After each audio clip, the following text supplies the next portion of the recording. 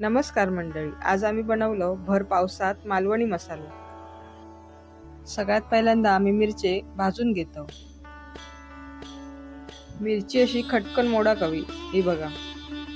इकडे आम्ही गरम मसाला पण भाजून ठेवलं।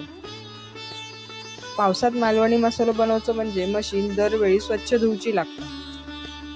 आजचा व्हिडिओ बनवण्याचा उद्देश एवढाच असा की आमचे जे मसाले आणि इतर पदार्थ जे आहेत ते कधीच भरपूर करून स्टॉक करून ठेवणं नाही। आमच्याकडे मिरची सुकवून ठेवलेले असतात, तेव्हा आमच्या गिरायकाक पावसाळ्यात सुद्धा मसाले आणि मालवणी पदार्थ फ्रेशच मिळाक होय अशीच आमची इच्छा असते। त्यामुळे मालवणी मसाले आणि मालवणी पदार्थ एकदाच करून न ठेवता ज्या पद्धतीने मागणी असता तसेच आम्ही कायम फ्रेश बनवित असतो।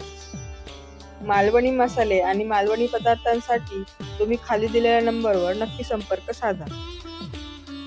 तसं बघू गेलास तर पावसाळ्यात कोकणात कोणाचीच कांडप मशीन तुमका चालू दिसायची नाही, पण आमची मात्र वर्षाचे 12ही महिने कांडप मशीन चालू असतात। त्याच्यामुळे तुमका मसाले कायम फ्रेशच मिळतात। त्यामुळे मालवणी मसाले आणि पदार्थांसाठी आजच संपर्क करा।